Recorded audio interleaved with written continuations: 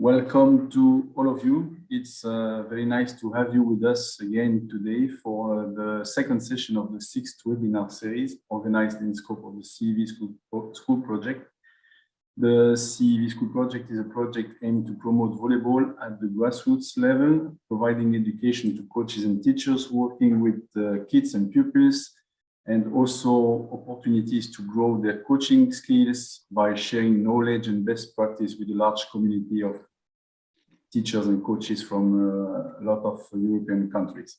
You can find more information about the project on the CEV webpage, cev.eu. Then you go to Inside CEV, Development and Project section. For today's session, we have the great honor to have as a speaker Stephen McCown from Leeds Beckett University in England. Stephen is a very experienced teacher and course director, and his current area of research is the role of functional stability in skill acquisition and development. The topic of his presentation today is long-term player development. The topic should help you, coaches and teachers, in terms of planning the training sessions. Please, if you have questions during the webinar session, so questions for Stephen, you can type them in the chat box and he will answer the questions at the end of his presentation. Quickly, two more things to add. The first one is, as usual, we record the webinar and then the video will be available tomorrow, the latest in the video library of the development page on the CEV website. And the second and last, let's call this instruction, is for all of you to keep your microphones muted and the cameras off in order to preserve the bandwidth for Stephen. Now I'm done with my introduction. I wish you all a very pleasant webinar and I give the floor to Stephen. Thank you very much, Francois. It's great to be here. I guess under circumstances, it's kind of surreal in this present time to be talking volleyball across Europe, but it's a privilege and it's just great to be part of kind of a European volleyball family. And I'm sure our thoughts are going out to maybe people that would like to have been at this webinar, but through circumstances, really unfortunate circumstances, they can't be. And our thoughts are with them. Just see if I can make this. No, yeah. I've got to be honest, I feel a bit of an imposter. I do coach. I've been coaching volleyball for too long, 25, 30 years, really. But I've been coaching in England and I've been coaching in Ireland, and all of a sudden, I'm a bit awestruck. I have not looked at the participant list. So I'm sure on this participant list, you will see delegates or interested coaches, teachers from major countries, major powerhouses in the world of volleyball, whether it's France, Serbia, Germany, the Netherlands, Turkey, and whatever. And, you know, what am I doing here, having spent most of my formative coaching years in England, where volleyball is not a major sport at all. And I feel as if I'm the turtle, waddling around in the water, trying to make sense of how we coach and teach volleyball, even after so long. And for many of you, you guys are the dolphins, and you've been swimming effortlessly and gracefully in the oceans for a lot longer than I have. And you know, so it's quite intimidating for me to come along and to do this, but I kind of want to do it because in this country at the minute, in England and Ireland, and I'd be interested to get feedback from you guys in continental Europe and mainland Europe. We're going through a bit of a volleyball revolution at the minute. We've had unprecedented demand from youngsters to play this crazy game of volleyball, and I think there's 2 or 3 reasons for that. One of the reasons is kids just want to get out and play after COVID. We're fortunate that all our restrictions now are lifted, and we can get back into the gym, we can get back onto the courts and the beaches, and we can start playing again. Secondly, the sport of volleyball probably had, certainly in Britain and Ireland, unprecedented coverage during the Olympics. and kids got to see really live volleyball and high class and performance volleyball in a way they'd never ever seen it before. And the third reason is kind of what the graphic says there in the slide. Excuse me if I get the pronunciation wrong, but Haikyuu, the Japanese TV series or box set series on volleyball, has taken this country by storm. Where normally we'd have junior sections of 15 to 20, they've now swelled up to 40, 50, and 60 and 70. And coaches across England and Ireland have asked me, well, how do we cope with this demand? How do we take advantage of this wonderful opportunity to develop talent, to get lifelong supporters of this game of volleyball? And I guess that's why I'm doing this gig, is to try and get ideas, try to have a discussion about what is the best way of developing players, and really for players to fulfill their potential, both as people and as athletes. And I guess, sometimes a picture paints a thousand words. Obviously a world famous player from a couple of decades back, Van de Goor of the Netherlands. But I guess the challenge for us is, how do we get this young gentleman here to be as good as he could be, not necessarily to go to performance at our elite level, but certainly play, hopefully, happily through recreational level, maybe into club level, possibly maybe make a national team, but certainly still remain a lifelong supporter of volleyball, may even, God forbid, but even become a coach and a teacher, him or herself. And I guess that's the challenge for all of us, to make sure that the volleyball journey that we take our children on is appropriate and apt, and to get the most out of the experience. Yeah. Oh, excuse me. All right. So unashamedly, I've stolen a few slides from a much more learned colleague of mine who did a webinar before Christmas for CEV, Professor Kevin Till, and he quoted the International Olympic Committee about the mission statement, if you like, for developing talent, develop healthy, capable, and resilient young athletes while attaining widespread, inclusive, sustainable programs for all levels of individual athletic achievement. And I think it's very apt. It's about developing the whole child, the whole player, not just about improving the technique or the tactics. But we've got this kind of concept, this vision of holistic development, that we can make our kids better through the sport of volleyball. And I think it's an interesting challenge for us all, particularly in this day and age. And then again, another slide, which I've again stolen from my learned friend. And he talks about a coach then really, in order to get our kids on this journey of to develop talent and to fulfill their potential, and to stay within volleyball, a coach really needs to have a kind of an understanding of children and young people. And I know many of you will say, well, teach us something new, Steve, and hopefully I'll open this discussion out about, do we know our children? Do we really know our children as well as we should, in terms of their growth, their development, their maturity, what they're thinking, what their aspirations are, and how, more importantly, do they learn? So we need to have that kind of thorough understanding of the kids that we're teaching, but also have a thorough understanding of the sport, this kind of having a mental model of how we want to play the sport at various different stages of development. And I think, there's no getting away from the fact that coaching is difficult. It's challenging, it's demanding, it's problem solving, it's a skill.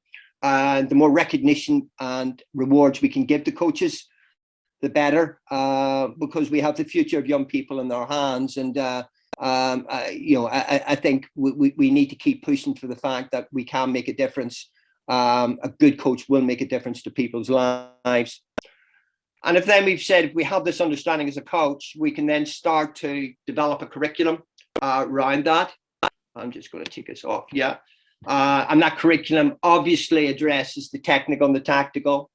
We need to be mindful of the physical development, but also what I would call the soft skills, the social and life skills that we need to explicitly coach and teach our children, and as well as the psychobehavioral coping skills that we want our kids to acquire and develop through playing competitive sport.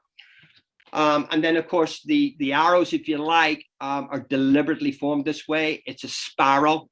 We continually come back to well-worn techniques, tactics, movements. We keep coming back to them. We make them more complex. We make them more challenging. We still ensure that they are enjoyable, but we know one hit doesn't solve everything.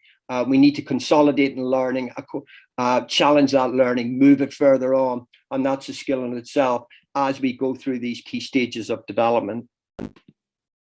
So, how do we deliver this curriculum? How do we deliver this program? And it's not easy. It's not without its challenges, but they're enjoyable challenges.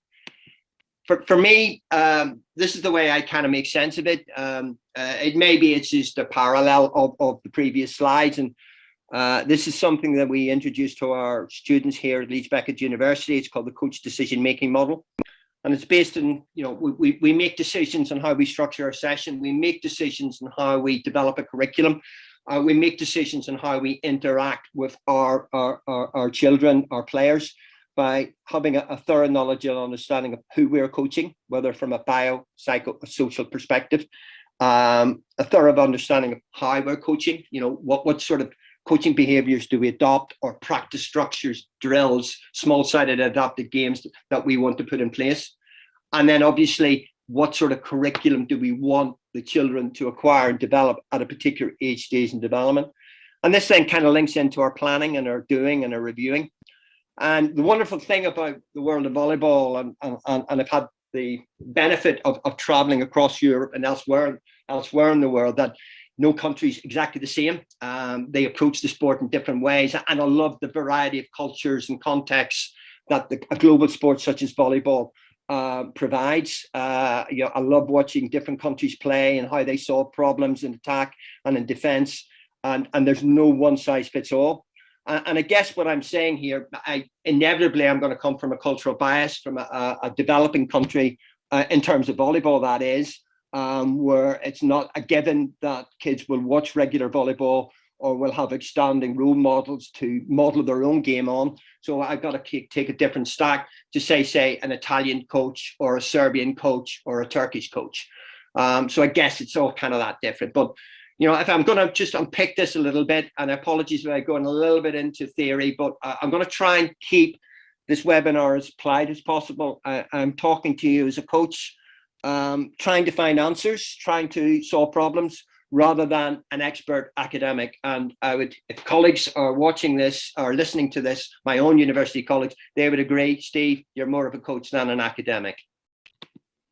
Okay, so there'll be a number of what we call participant development models that give us an indication of who we were coaching. And these development models provide good descriptions, albeit research-based, that tells us what children are capable of, and also gives us a good explanation of key characteristics that regularly occur with the kids, both from a biological, psychological, and social perspective.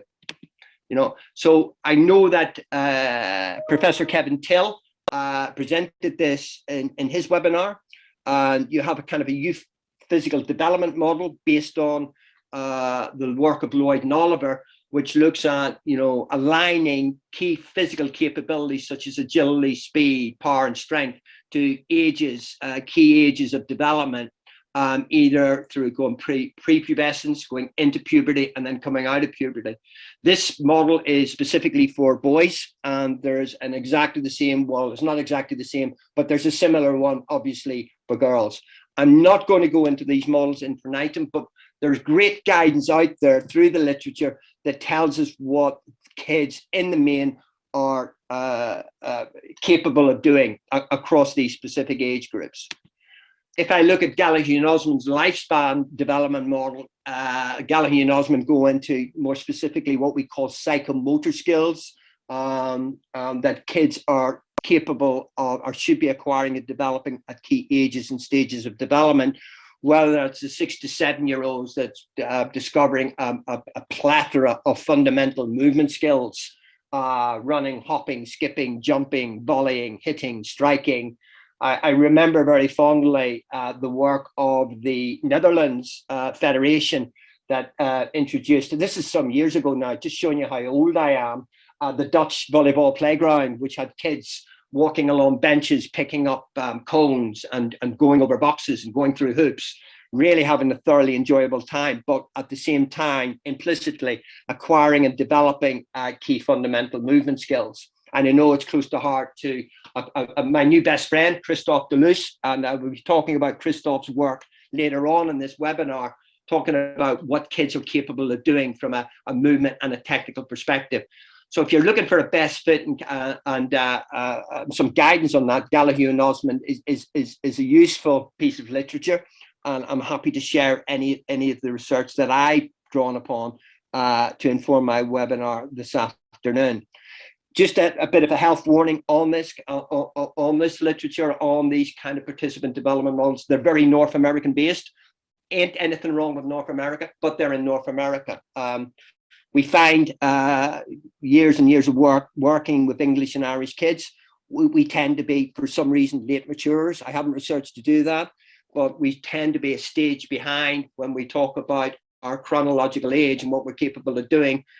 We tend to be a stage behind what the literature is recommending, but hopefully we shouldn't catch up. Finally, in this kind of participant development work is the work of Cote and Hay that looks at sports participation for children through a social lens, what the kids get from participating in particular sports or a range of sports from a social perspective, recommending even up to as late as 13 years of age that children should be sampling a range of sports, learning how to play these sports, maybe sampling and tasting a little bit of what we call deliberate play and even practice, before then deciding as they go through to 14, 15, whether they want to specialize in a particular sport and invest in it and possibly move on to the performance end, or do they want to just stick to a recreational approach to sport or volleyball in particular. Inevitably, you have your early specialization sports where children need to acquire and develop highly complex skills, such at an earlier age, and I'm talking more of the aesthetic sports like figure skating, gymnastics, and so forth and so on. But Cote and Hay's arguments, it's an interesting one. If we get the experiences right, these kids should stay in the sport of their choice, and we're avoiding dropout.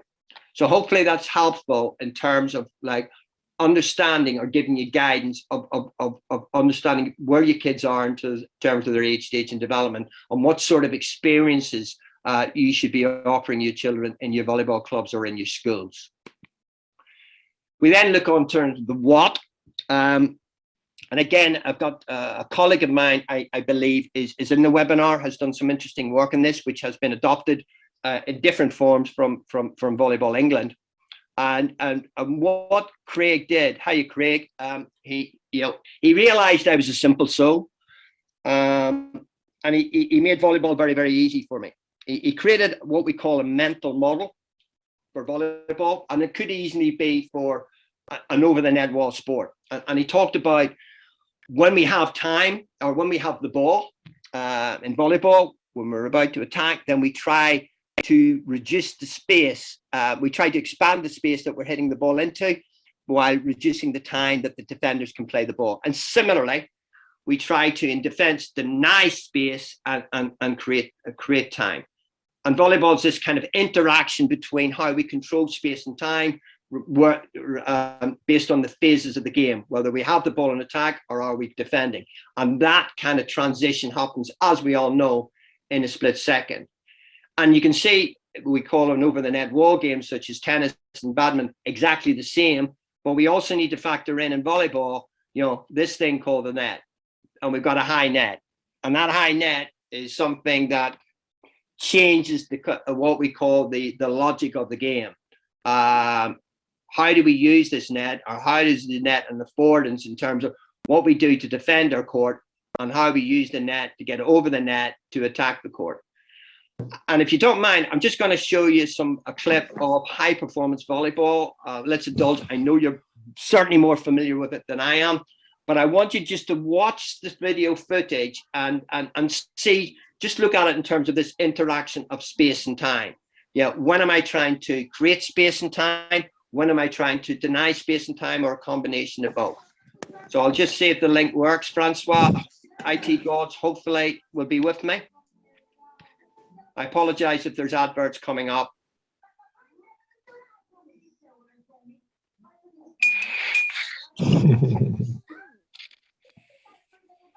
Official advertising for CEV.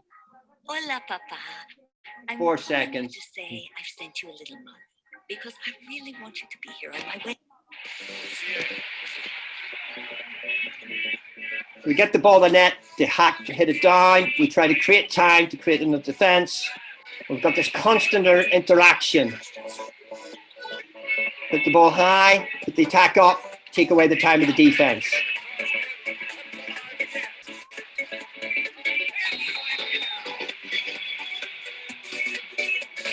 So heighten time, take away the time of the defense. They're creating the time, take away the time of the defense. How do we control our space? Where do we go to defend our court? Where do we go to attack?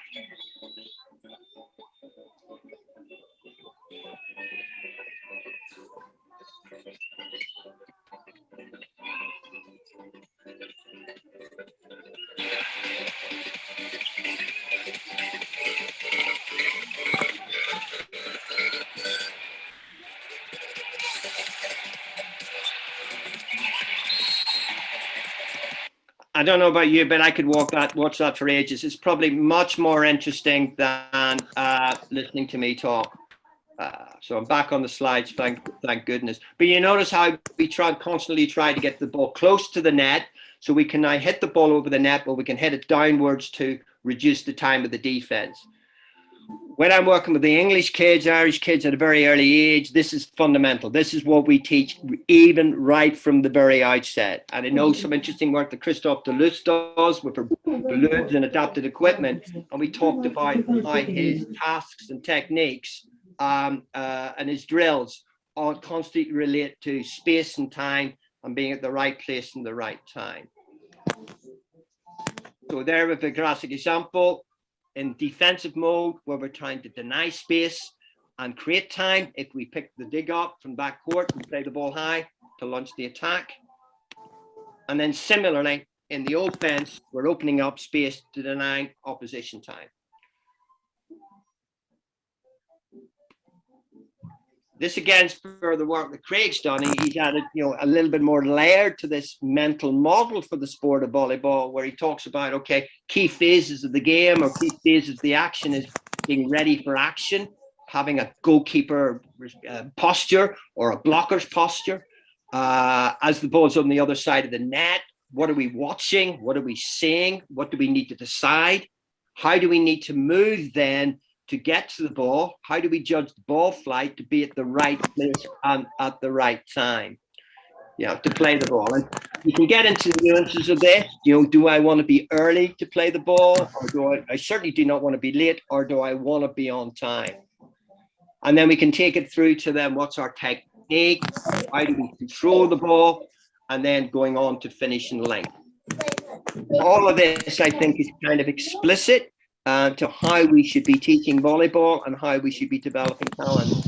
And I know we use this language very explicitly about how do we create time, how do we deny time, why are we trying to get to the ball to the net, so forth and so on. So hopefully this gives you an indication of the sort of knowledge, base knowledge that we have that we then can use to introduce this kind of crazy game called volleyball. Obviously, you can want in terms of looking at in terms of age stage of development, and you want to know, well, how do I start to structure a curriculum, if you like. Yes, you'll get guidance from federations and governing bodies of sport, and they will be based a lot on the participant development models, but there's some wonderful stuff out there in social media where you can look at kids playing the game and start to construct curriculum, if you like, which allows you to introduce to your own children. And if you don't mind, I'm just going to indulge you again with another video. This time it's 4v4. I believe it's French, Francois, and you might be able to inform me better. I believe it's under 13. It's an under 13 national final, and it's 4 versus 4. So let's just see if this works.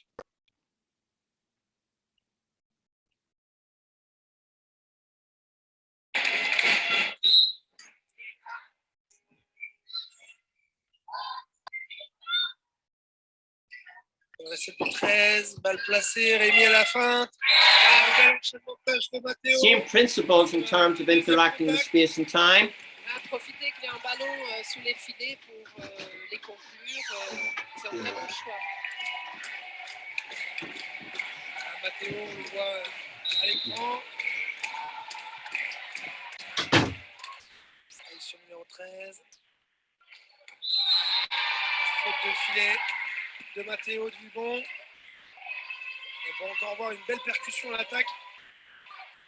Rémi faillit défendre, mais c'était une attaque vraiment appuyée. Do you want to do some translation for us, Francois, on the commentary?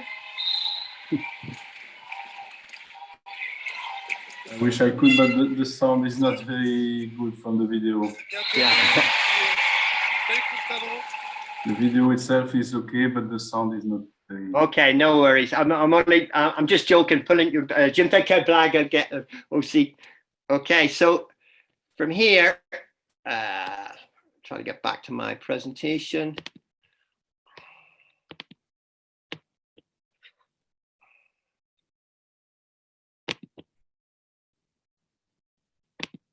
Oh, thank you.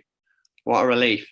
So if I take from here, you know, what I can do is maybe construct a curriculum that would be appropriate maybe for under 14 or under 13, where I've structured maybe the key phases of the game.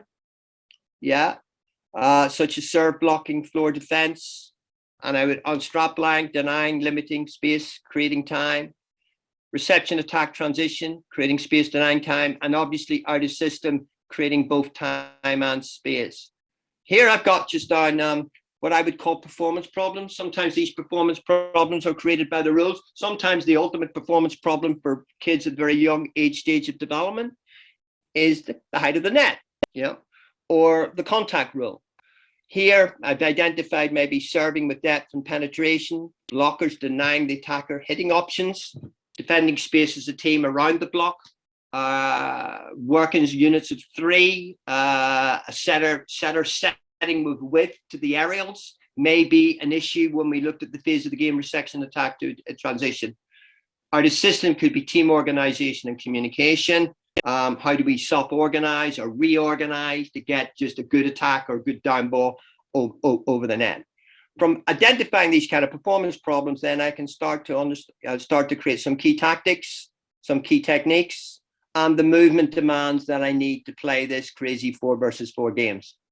I don't ignore the biopsychosocial. So what sort of conditioning would I like to do with my kids? What sort of protocols and procedures would I like to do before they serve? Maybe it's part of visualization. How do I teach the kids and children to communicate and insightfully and deliberately, whether it's a line shot, cross, deep in court? Do I want to teach kind of arousal control strategies, even with very young kids? So, you know, so they can start to make sense of errors, communicating direction and nature of serve, so forth and so on. So essentially what I've done is taken maybe an example of good practice of 4 versus 4 at a particular age group, and I've constructed a curriculum and to work from. And this is in addition to, I'm sure each of your federations have created a curriculum for each age and stage. But I think it's sometimes useful for coaches and teachers, maybe just to explore, you know, actually go watch a game and see how the game's played, and then to start to construct a curriculum which you believe would be developmentally appropriate for your kids. If I then go on to the how, and this is, again, I was working in Northern Ireland with my new best friend, Christophe Deleuze, and we had a long conversation about how we coach and about the tensions we have between these kind of issues here. I hate doing this. I'm going to put it all up. It's much better. That's how I see things. I'm going to put it back here. to whether we go block practice, which is several skills practiced in blocks over and over again, or mass practice, one skill practice for a long time, structured, the skill is practiced in a very well, or we go more random and variable. So skills practice in a variety of ways, distributed skills in short bursts. And essentially, you know, the research tells us that there's value in both approaches. And again, this is where culture comes in. I know there'll be a lot of really strong volleyball countries who have outstanding education in volleyball do an awful lot of this. Then you would conversely, you would have maybe different cultures, say for example, France, Francois, that love random, love variability, love distributed practice. And I guess it's just getting the balance right, what's right for your kid, right for your environment, right for your volleyball culture. But essentially the research says short term, drill practice, if you like, offers rapid improvement. It builds confidence. It's not so physically demanding. However, there's low retention, and the transfer into the main game sometimes is difficult. Countries who like to do this, I guess they have a lot of training time. They do this a lot, and it pays absolute dividends. Okay. So being little old England and Ireland, I'm not saying this works. This certainly works, but it tends to work if you have a lot of time with kids and you're able to drill and practice and have them on a regular basis. This kind of more variable distributed practice, you know, where the kids learn about space and time, they get to actually identify things, you know, it's a much more open, dynamic learning situation, hell of a lot messier. But the research tells us that there's a higher retention. In other words, kids remember it and they're able to transfer those skills eventually into a game much more readily than being constantly reminded of the appropriate dig technique or the crossover step or what to look for when a player's hitting cross court or looking for tip and rolling. So hopefully that makes sense. Another one of my slides kind of looks at it differently, and I like this. I like this model of Stratton, you know, and I constantly work on this in my own practice. So here on this side, we've got, you know, high variability, you know, and we work on compound drills, different drills, but with different outcomes to those drills and different techniques or different movements that can be adopted in those drills, and then into modified games play. Here we have low variability, unopposed drills, block practice, which Christoph even saw me do a fair bit of that, even when I was working with him in Northern Ireland at the weekend. And then we've got opposed drills and skills practice, where it is a little bit more controlled, but it still becomes a little bit more game-like. And I think the message for me is, you know, get the balance. There's no right or wrong, but just be mindful that, you know, we need eventually for the kids to be playing the game, understanding the game, making sense of the game, making decisions themselves, if we really want to produce really, really good athletes and players that can sort problems out on the court. Okay, so if we're still on the high, oh my word, isn't coaching difficult?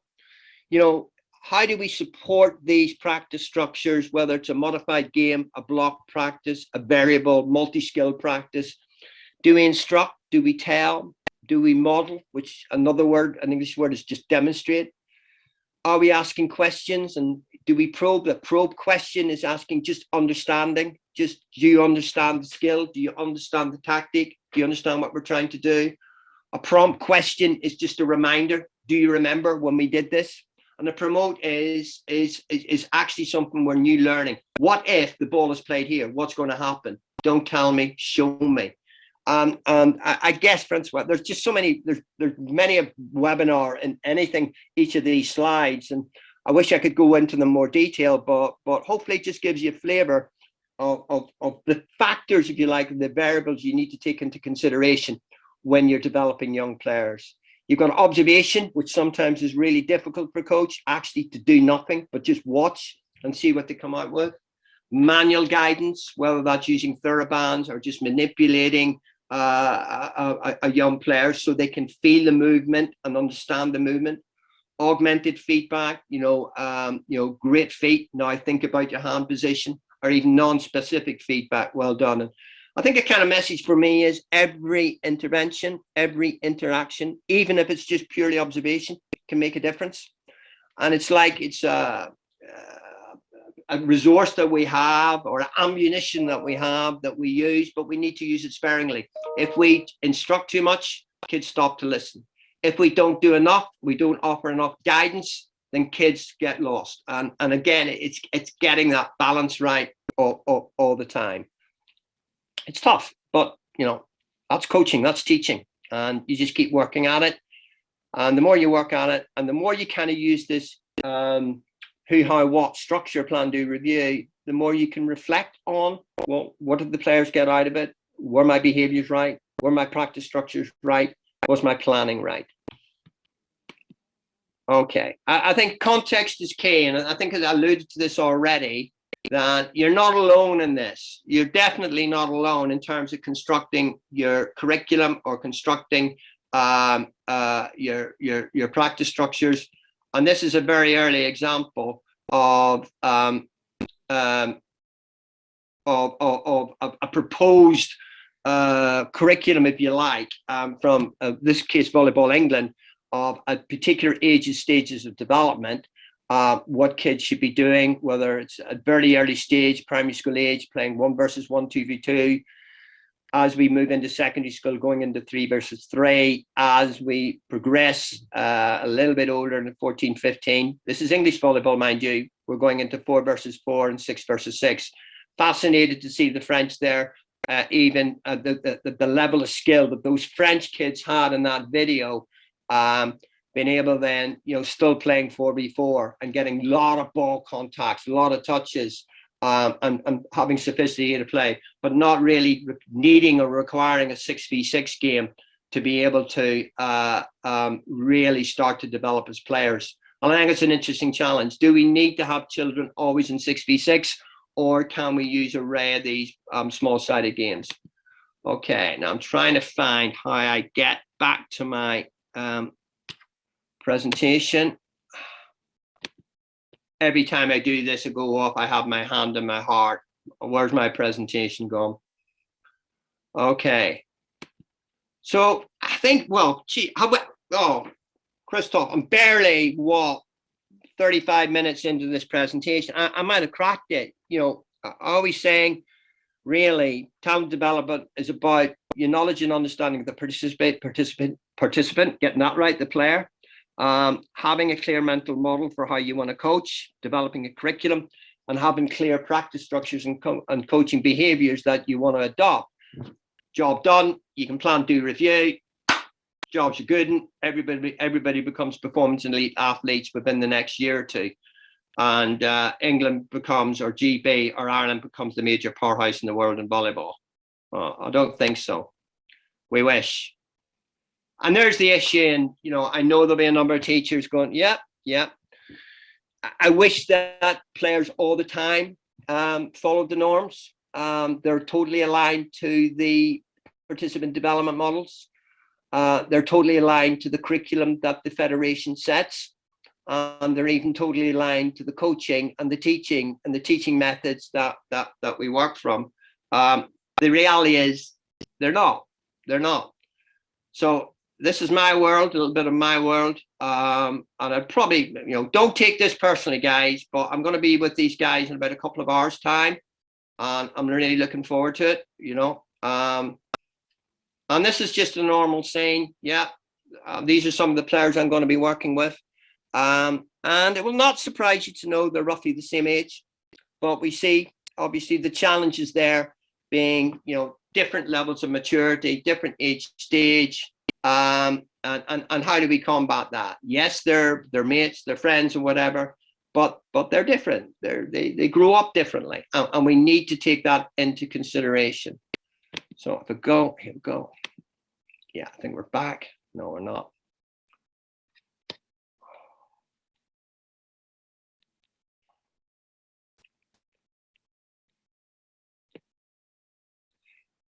Trying to find my presentation again. It's not working. No.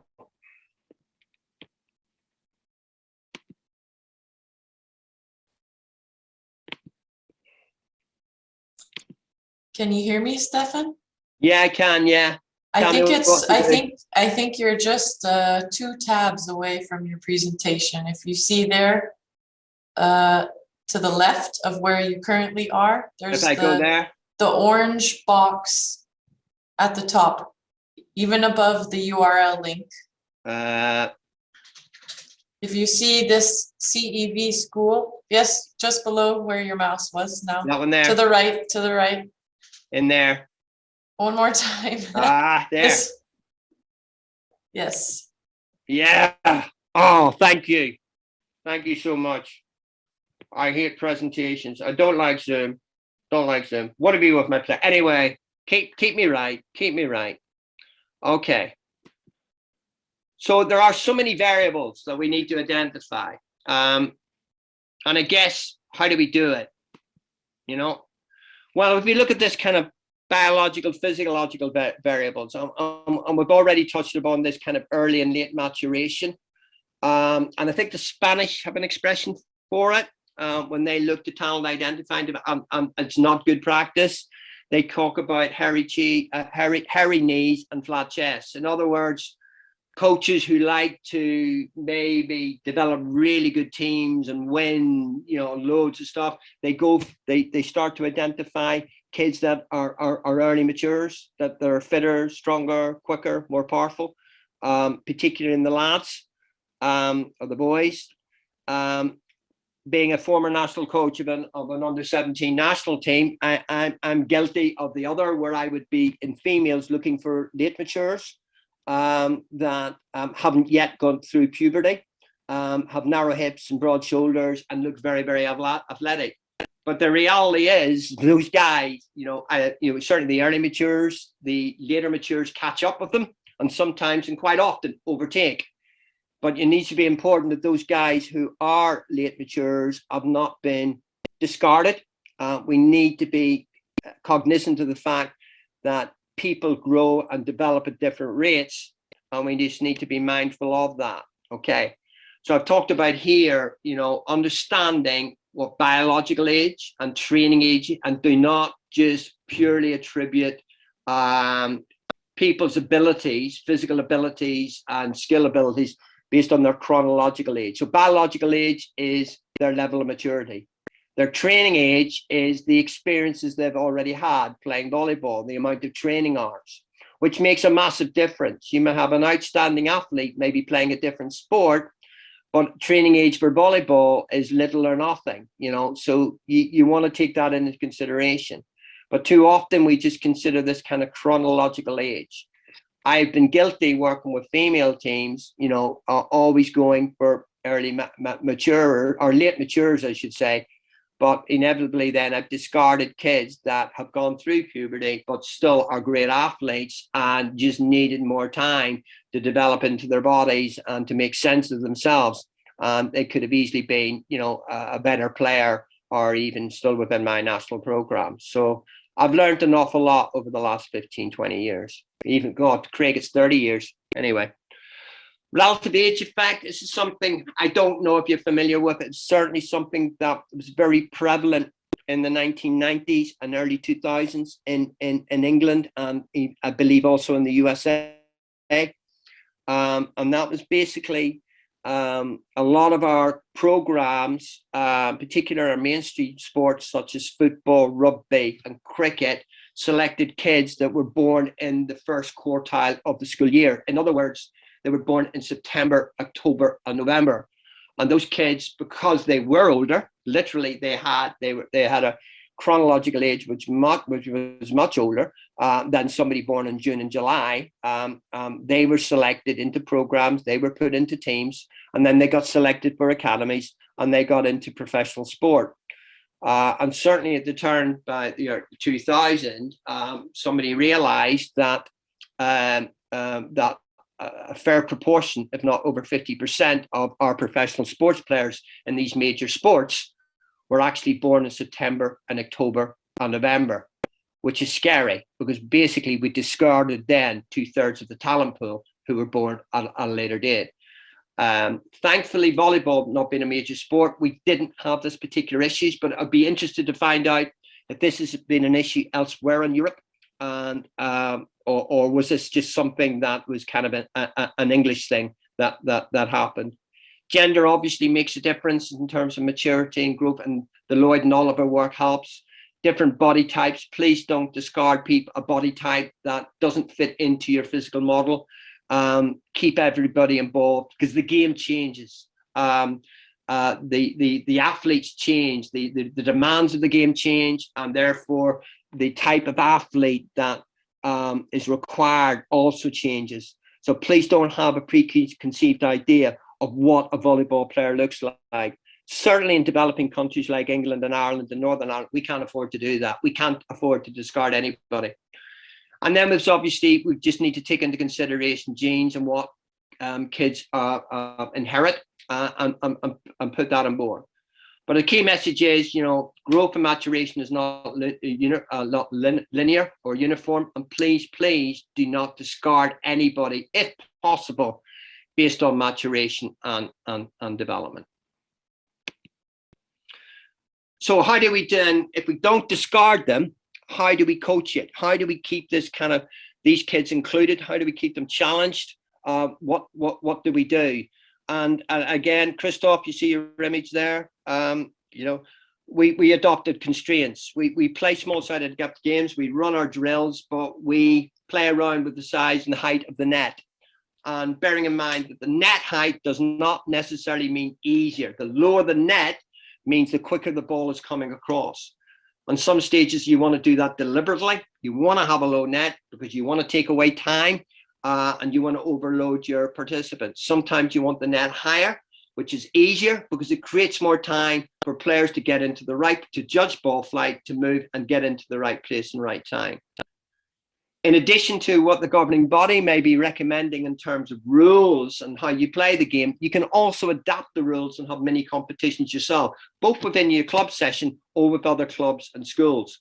For instance, those kids that I featured and then lost my presentation with played last week in the tournament where if you had 3 serves in a row, if a player served 3 times in a row, then the service had to be passed on to another player. If they served 3 times in a row, there was an automatic side out and there was a rotation and the opposing team got to serve. So there wasn't the game dominated by a big, powerful server or by a team that's been coached really to serve well, but possibly maybe neglected movement skills or other technical skills or even tactical skills. You can play around with spaces to really engage kids' understanding of the tactics. You can play, for instance, 2v2 narrow game or a 2v2 wide game, which then offers different issues and problems. But what you're doing is always constantly taking into consideration the maturity and the age and stage of your players, both from a training age and also from a biological age. Yeah, you can play around with equipment to load, whether it's a basketball or a weighted medicine ball or a balloon, which certainly allows the children then to really start to understand about ball tracking, about understanding about how to create space and time, particularly if you're playing with a more conventional volleyball. And you can understand in terms of that kind of movement. At the risk of losing my presentation again, I'm going to just play this video. It's a very brief video and it's familiar for kind of most of you. It's a 2v2 smash game, but you can see if we do it, how last week, this was last week, how we kind of reduced the height of the net and we just got to smash the ball. Hit. And again, kids are learning to express power at the net.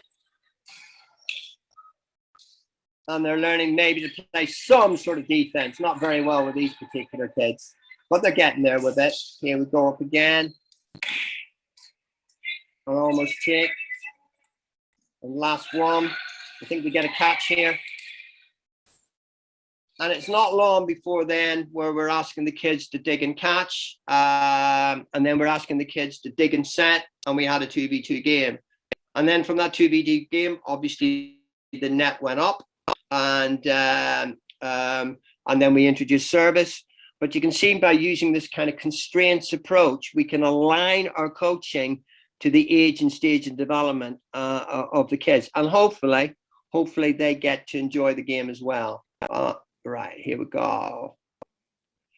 Is it this one?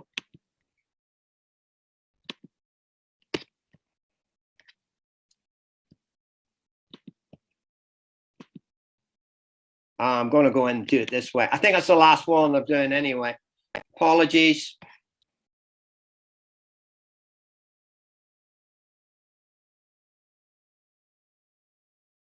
Is there any questions coming through in the chat, Francois, at all, or has everybody just disappeared off, got bored completely? Sorry, Stefan, what is your question? I said, is there any questions in the chat? Or... Yeah, of course, we have questions, interesting questions. The first one is regarding your method and very detailed method you presented today. What are the main obstacles or difficulties that coaches and teachers may face when they implement your method, and how to deal with those obstacles or difficulties? I think from a developing nation perspective is just an understanding of how the game is played, you know, and that always has been a challenge. You know, the vagaries of why we want to get the ball to the net. How do we want to play, you know, reduce that time for kids to for the attack to be made and for the defense to have to set challenges in the defense. And what we try to do really is be very explicit about what the game is and the impact, the influence of the net and the influence of the fact that the ball can't bounce, and how that then informs our movement, how that informs our postures. And I think it's something that we do. Yeah, I think certainly something that I do. I make that very explicit, so the kids have an understanding of why we're doing these techniques, why we're doing these movements, what is the purpose of the game. And I would use a series of questioning to say, right, to reinforce that understanding and promote that understanding. But there's also modeling and demonstration as well. Hopefully, does that answer the question? Yes, of course. Just I realize now that you asked me before if there are questions in the chat box, but I'm not sure if you finished with your presentation itself. I have a few more slides, if that's okay. I was just checking if there was anybody still out there, or they've just gone completely bored. So the answer is yeah, of course. People are following very carefully, and we have questions. But then I suggest that you go on and you finish with your presentation, and then we can go to the next. I will follow the format, Francois. I'll gladly do that. You can tell that sometimes I just go off piece sometimes. Here we go. Right. So I'm going to continue on. Yeah. So we talked about this kind of holistic development of players, and we've addressed the physical, we've addressed the technical and tactical. But I think it's really, really key that we look as early as possible in terms of psychological variables. You know, we know that kids get aroused, motivated in different ways. We know kids need to acquire resilience. If we make everything easy, and if we make everything which isn't a challenge, one, they may get bored, but two, some kids may when they do come up with something difficult, and sometimes volleyball, because of the rebound nature of the game and the contact, the clean contact that's required quite a lot of the time, kids can experience failure a lot. Some of that we need to constrain and make sure that is not disheartening, but other times they need to train through that failure. They need to understand that practice will help and to develop that resilience and have that confidence to keep trying, develop that kind of sense of self-esteem, you know. And we talked about this propensity to train, and again, if we're genuinely talking about talent development, you know, we know that, you know, kids need to get into the gym and they need to practice, and we need to encourage that. And they need to do then anything with a clear intention of what they're trying to do with the ball or what they're trying to do with the movement, and they need to be concentrating. And these mental skills are quite tough. The images and the graphics I've got there are kind of examples of what I try to do. So if I'm working with certainly my junior national squads or even my club kids, on their water bottle, they may have a bauble and a post-it or a piece of paper, and before each session, they would write down their intention, whether they was going to improve concentration or going to try particularly hard to get the spiking footwork right, or I'm going to talk to 3 people in the club I have not talked to before. So they have a clear intention of what they want from the session, and then they get to share that with their peers, not necessarily the coach, but there's a mindset before in the beginning of each of the session. I like to have a clock in the gym, and I like kids to be aware of the time they're spending in the gym, whether that's a particular development practice. We've been at this now 5 minutes, whether it's block, mass, or small-sided variable game. I would ask them, how much longer do we need? Or how much do you think we need? I would maybe insist on that so they get an understanding of time and what they're doing within that time. I like to have a whiteboard in there where we maybe set session objectives. We maybe look at a diagram of the drill or practice that we want to develop. I would get feedback from that. And all of this then just really then starts to factor into these kind of psychological variables. Yeah. We like to go set, again, if they're, start to give them key strategies if they do get over-aroused, if they do get nervous, whether it's an imagery or whether it's an affirmation.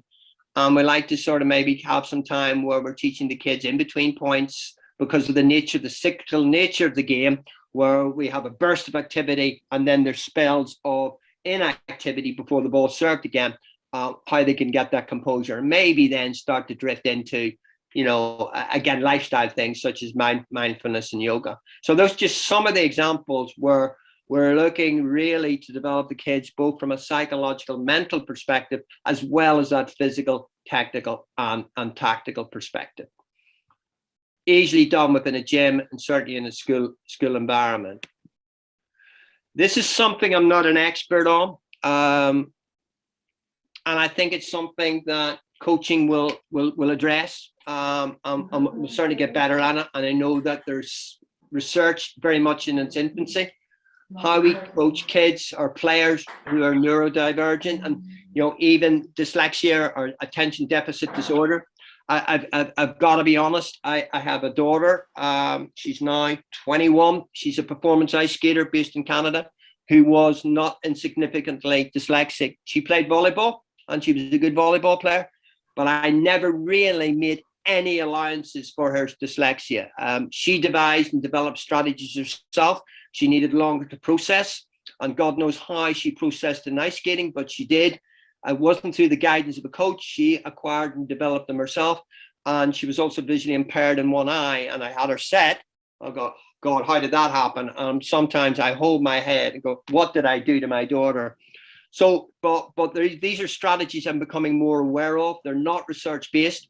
But if you have kids maybe with dyslexia or attention deficit disorder or some element of neurodivergence, please try to simplify the language. Maybe imagery can work, but then other players need exact literal explanations, modeling, demonstration,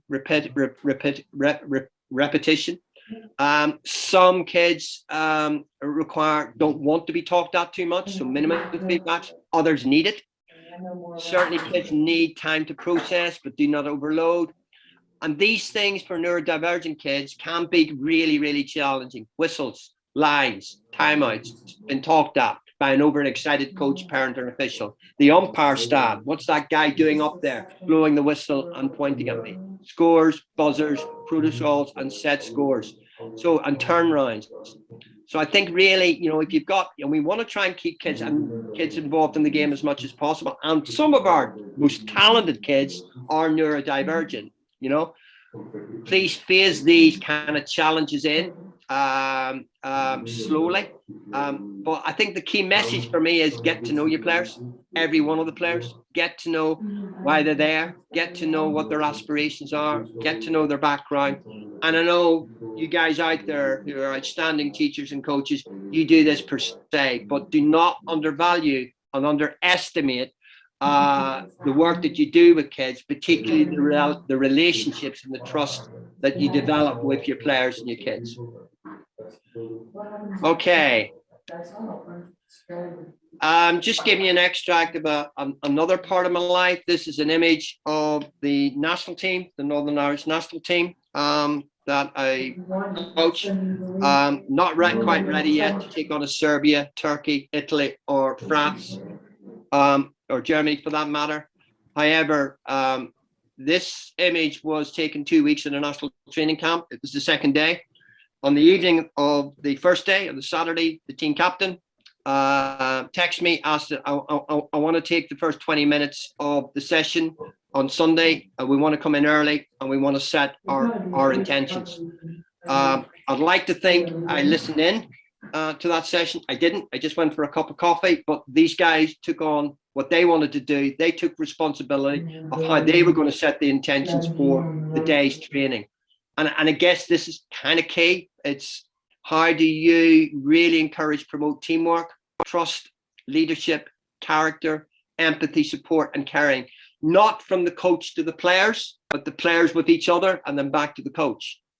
And I think sometimes it's through explicit feedback that we give to our players who take on leadership roles, who understand and keep working at things, who care for their teamwork, who teammates and support, really, really, really key. And it's, for me, it's an integral part of long-term player development.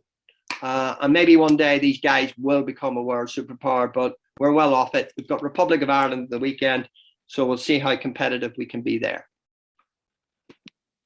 And then finally, and I think it's important in this day and age that our programs are as inclusive and as accommodating as possible. One of the beauties about the sport at the minute, particularly in Europe, is the outstanding role models that we have, and telling our kids that it's okay to be who you want to be. Again, I've got an image of one of my players who I call Smart Tack, but she doesn't know that. Yeah, where she wants to play volleyball, but she wants to be who she wants to be. And she's happy to turn up and play, and she gets on with things. Okay, I've lost it again. How do I go to it?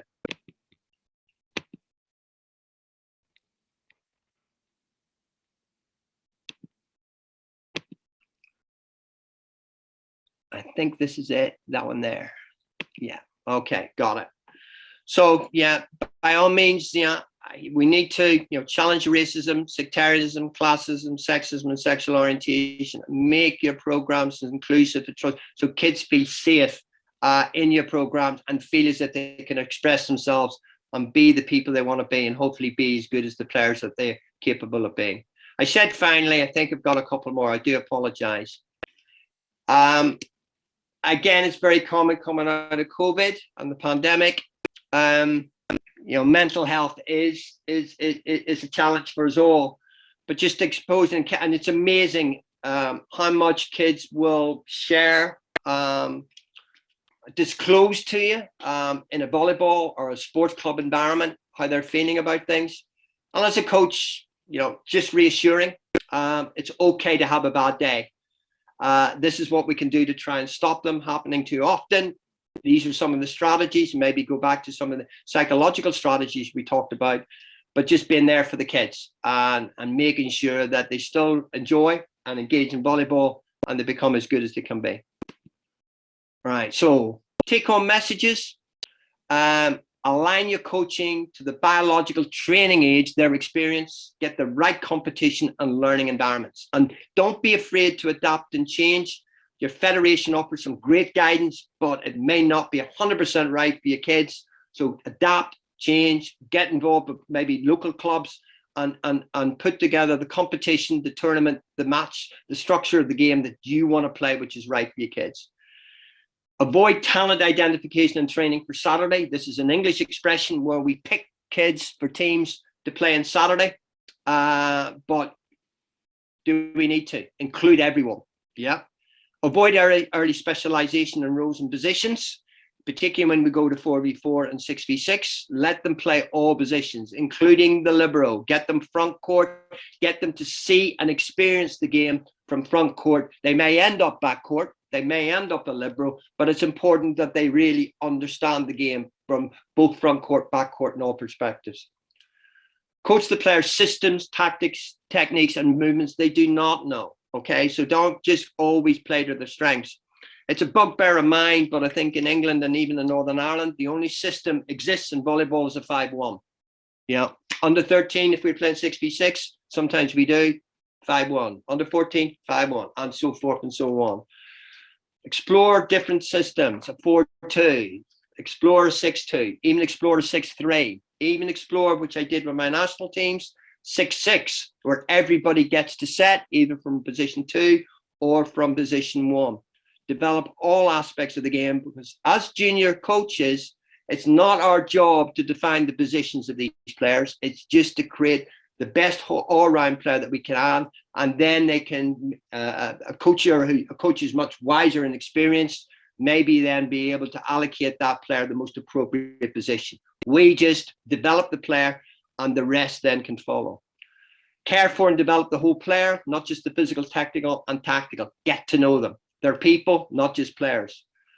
Learn to be competitive does not mean you have to win every time. For me, I would do even national teams, which was quite easy, working with the teams that I did, find tough opposition. Learn from playing tough opposition. You don't have to beat the tough opposition, but you want to be competitive and you want to challenge. Yeah, so winning isn't everything. And all players, including the talented ones, really, as much as possible, make it fun. The strap line in red there, I think is important, and it is the biggest challenge of all. You're preparing players to play the game in 5, 10, maybe even 15 years' time. Look to the future. What could that look like? So whatever the game is, rules will change and things will change, and that will be the game that our juniors will be playing, not the game that they're playing at the minute. It's the game that will be maybe playing when they're 25 years of age or even older. That's it. That's it from me. Back to the IOC. Develop healthy, capable, and resilient young athletes while attaining widespread, inclusive, sustainable, enjoyable participation success for all levels of individual athletic achievement. I need to stop now, Francois, because I'm just going to stop rambling. But that's it for me. Thank you, Stephen. I think next time we should schedule a longer webinar, because it looks like you have a lot of information and useful information tips to share with coaches and teachers, but unfortunately we have to continue now, and we are almost at the end of the session, but I would like to take 5-10 minutes now to go through the questions in the chat box and then to answer some of them. I suggest also to the participants, and if you, Stephen, agree, that the participants can contact you afterwards if they have questions, if they want to get in touch with you, to contact you, and for sure you will be happy to communicate with them. Yeah, I'm more than happy. As I said, Francois, this is about a dialogue. I do not have all the answers. I do not. I'm the turtle. You guys are the dolphins. Yeah. So, more than happy to interact via email, elsewhere, to try and broaden my knowledge and maybe confirm what you guys already know and move things on. So let's go now quickly and pick up some questions in the chat box. I see here one question from a participant. He is asking, do you have any exercise or practical recommendations for introducing this time and space relation in volleyball with your young children and athletes? Yeah, I think one of the first introductory games that we do, we just play a 1-versus-1 throw catch game over the net. Yeah, we just say go play throw catch. If the ball touches the floor, you get 1 point. So they play that, and then I would say to those kids, I didn't say you couldn't run with the ball. So they kind of have a think about it, and then 1 or 2 of them start thinking, well, if I can run with the ball, I catch the ball. If I can run the ball, where do I want to go? And they work out they can run, and they can run to the net and throw the ball over. And then you would pick that out as a demonstration, saying, well, why are you doing that? And they've worked it out, because it gives my opponent, it's more difficult for my opponent. They wouldn't say opponent, my player on the other side of the net, to catch the ball. In other words, they've worked out the best place to attack at volleyball is at the net. So you play this dynamic throw catch game where players are running to the net, throwing it over. As soon as they play the ball over, a good coach question is, after you've played the ball over the net, where do you go to defend your court? Don't tell me, show me. So they backtrack back into the middle of the court, to control their space. And then you may introduce the concept of, this is what we call a base position. And then from there, you can start to get more recognizable volleyball contacts. It could be a volley, it could be a hit, it could be a spike. You're still playing 1v1, but they have an understanding right from the very outset of this relationship between space and time.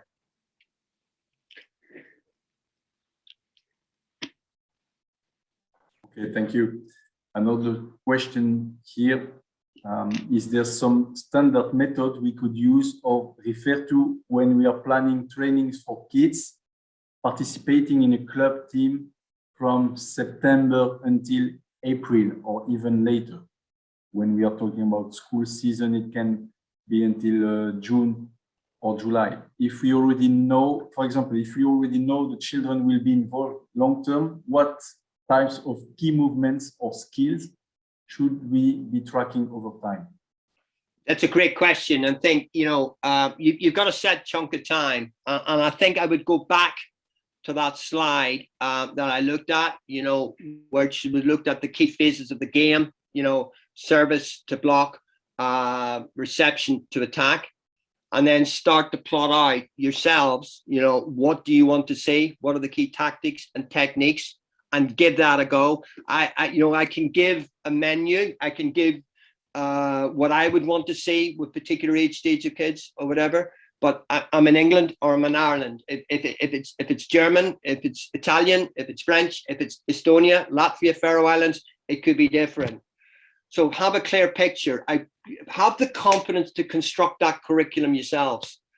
And if you construct that curriculum, then you will then start to reflect. This is too easy. This is too difficult. This is what we need to do. So, but have a confidence to develop that and use that. What are the key performance problems? What are the issues that at each of these phases of the game the players have? What are the key tactics we want them to adopt? What are the techniques they need to adopt those tactics? And what are the movements? And whether it's an ordinary shuffle step, which is what we call the Americans call a shuffle step, we call a side step, or a basic crossover step. Go to those kind of videos, or go to your federation, ask for guidance, but also maybe go to the social media. And I just pulled that 4 versus 4 out, and I just started to unpick that 4 versus 4 to find out, well, what are the key tactics? How are they setting up? What are the key techniques they're adopting? And I would say from that stuff, that was really helpful. Probably too high a standard for my kids, so I could bring it down. I wish I could give you a recipe, but this is where everybody's kind of different and coming at it from a different base level. So I think it's something you have confidence in, develop yourselves. Hopefully that answers the question. I have a fear it may not.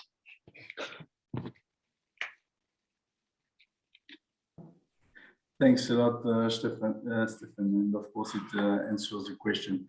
I suggest now last question, and then I see here in the chat box more questions, but I suggest that the participants can contact you. As you said, it's not a problem for you. Katrina shared your email address in the chat box with everyone, so people can contact you afterwards and ask you their questions if they have, and for sure they have.